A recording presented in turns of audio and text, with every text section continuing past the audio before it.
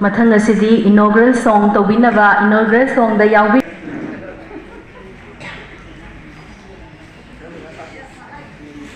Thorong sibu mai pakna pangtu pura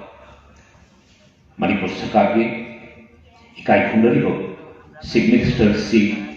bigger saw the table function big asumtona mayam plantu pitigi mayam pangdana thorong sibu mupung par satsatsakne asida soi kyam dei na dai mayam ngapi bigi bigi Tripura dam virom dam baksigale daga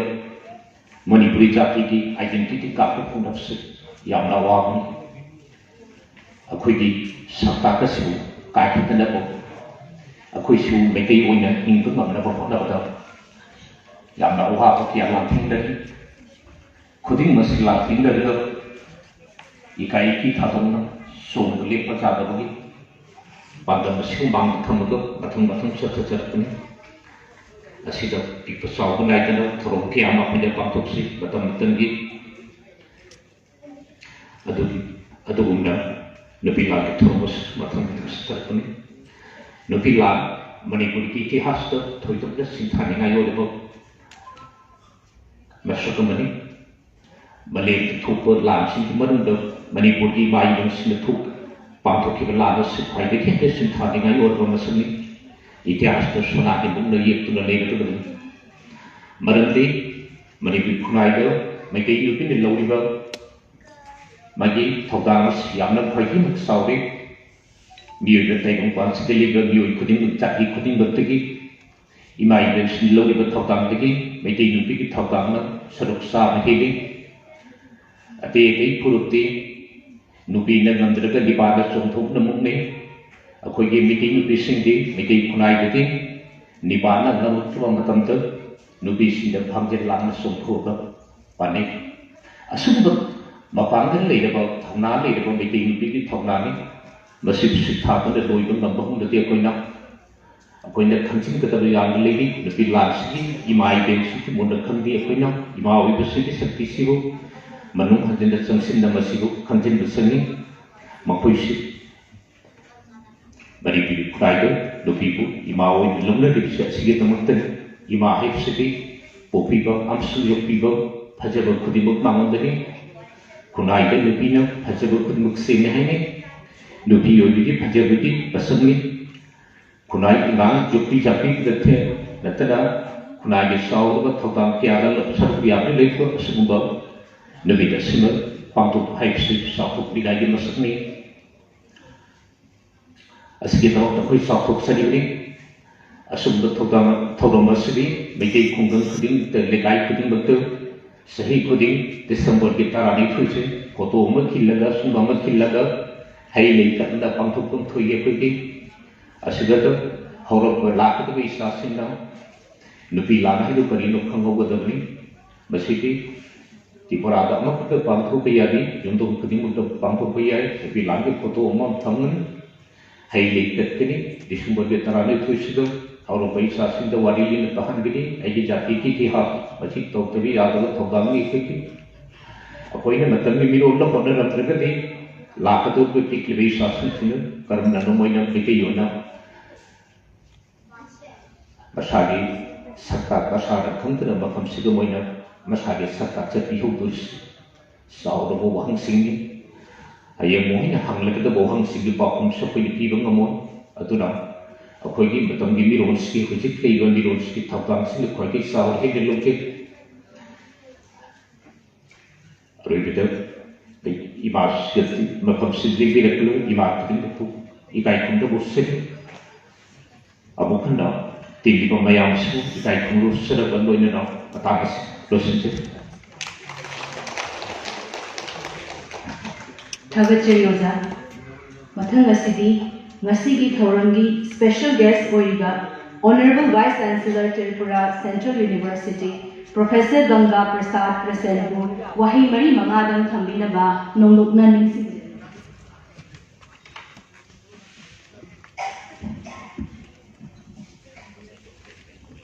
Kurungjali मरिपु निथोई सुबा नुपिलाल memorial day Agartala का पांचुकनबा मसीगी function असीगी president ओइबिरिगी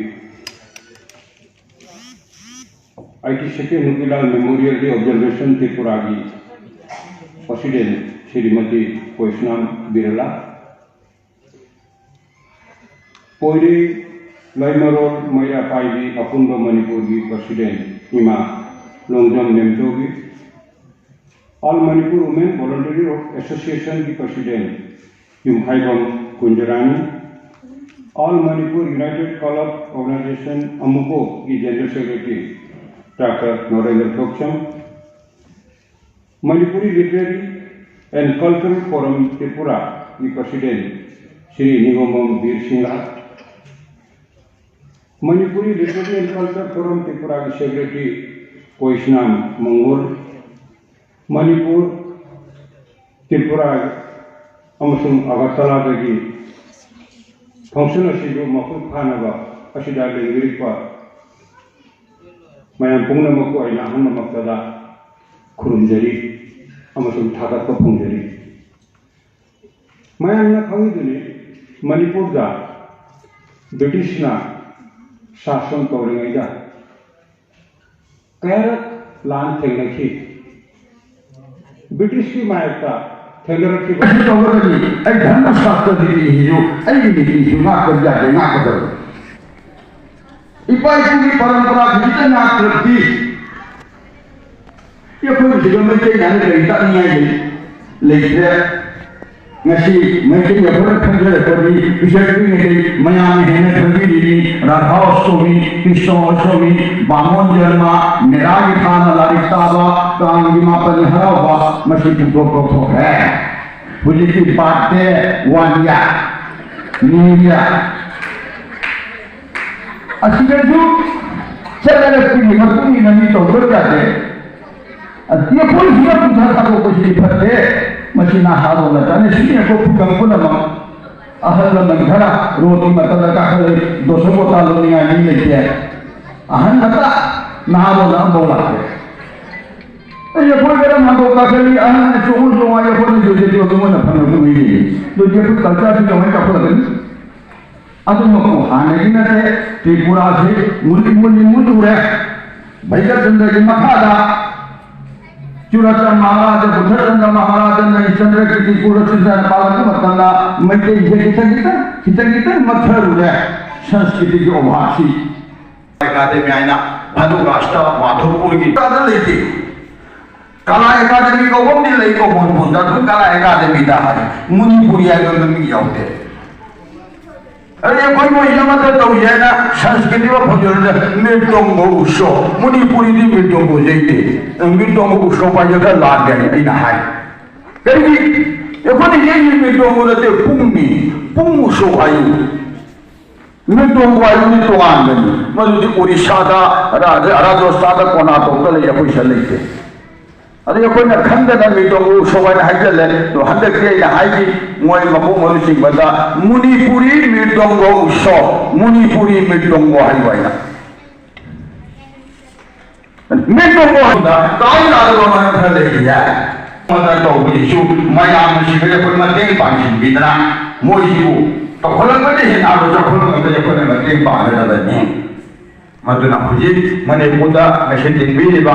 इमा इंदोन अमसुगी पाइपन मने पुदे दिबीबा अहलमन पुना मनसे मतम याना आई लौना काना ते हाय ति मयाम ले हाइनिंग बबोगा हाइबे नमदना लेबे मतन फंदना मैदे यगोइ के आमी यामे सावे बदा नशी कयामो हराउ याबे मशी पांदम निगा लेदबन